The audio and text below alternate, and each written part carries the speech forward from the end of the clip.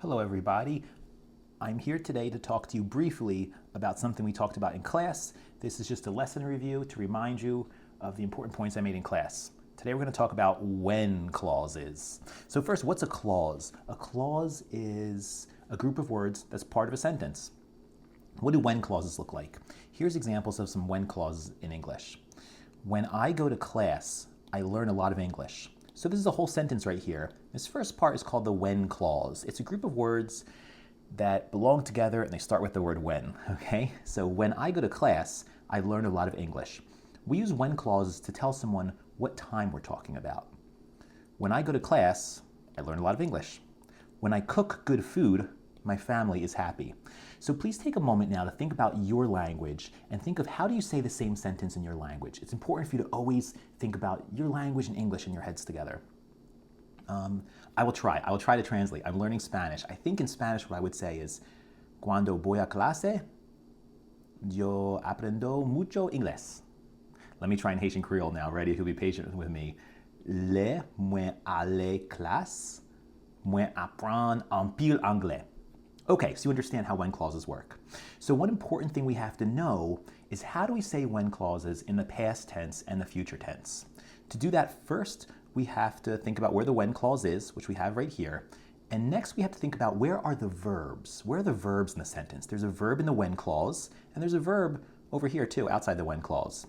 In each of these sentences, there's one verb in the when clause. When I cook good food, my family is happy. Those are the verbs.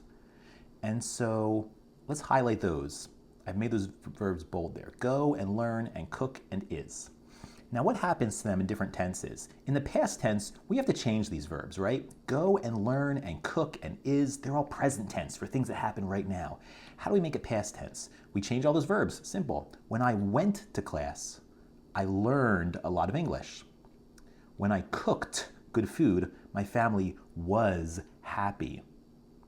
And so here the verb inside the when clause and the verb in the other part of the sentence both go past tense.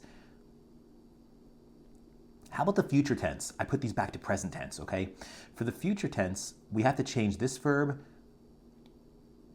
and this verb. Now, the future tense is a little complicated. For the when clause in the future tense, we leave it how it is. We leave it just like that. This will change to the future. And this example too, we'll leave this in the future and we'll change this verb. Let me show you how that works. Do you remember how we talk about the future? We say will. When I go to class, I will learn a lot of English. When I cook good food, my family will be happy. Maybe you thought you should say, when I will go to class, I will learn a lot of English. But we don't do that with when clauses. We just leave that first part in the present when we're talking about the future. It's a little complicated, but with practice, this will make a lot of sense. So here's to review. In the present tense, the verb inside the when clause and the verb outside the when clause both stay present. In the past tense, the verb inside the when clause becomes past tense, and the verb outside the when clause becomes past tense. And then in the future tense, the verbs inside the when clause stay present, and the verb outside goes to the future. With practice, this will make a lot more sense to you, and you'll be able to talk about things that happened in the past and present and future, and be so clear. All English speakers will understand you when you practice this. So what else do I have to tell you about this? First of all, when clauses can move. In my examples, every sentence began with a when clause. When I cook good food, my family's happy. But in English, sometimes we just take these two parts of the sentence and swap them back and forth. Then you have this situation. My family is happy when I cook good food. See, I just took the when clause from the beginning and then switched the when clause and put it at the end. And that's totally natural, and that's still completely clear to English speakers. One more thing to think about is with the future tense. Now, in our example, when we talk about the future, we change this verb outside the when clause to I will learn a lot of English. I will be happy. But as you know, there's two ways to talk about the future in English. Sometimes we say will, but sometimes we say going to. And you can use both of these with when clauses. It's very natural. So the future tense may say, when I go to class, I am going to learn a lot of English.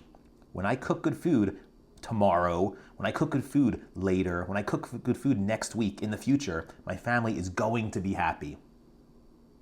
So there you go. You can watch the video again or ask me any questions in class if you have any questions. Thank you.